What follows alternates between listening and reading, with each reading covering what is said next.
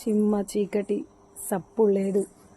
అర్ధరాత్రి 12:48 డ్యూటీ ముగించుకొని ఇంటికి వస్తున్నాను.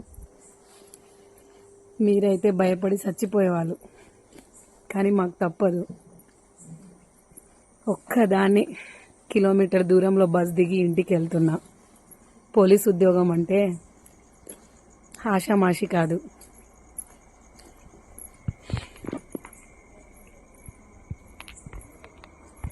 ఈ టైంలో డ్యూటీ ముగించుకొని వస్తున్నాం. మా ధైర్యాన్ని భగవంతుడే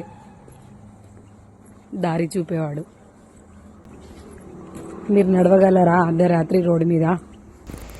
మీకు డౌట్ రావచ్చు ఈ టైంలో డ్యూటీ ఏంది అని, కానీ గర్ల్ మిస్సింగ్ కేసులో వెళ్ళాము.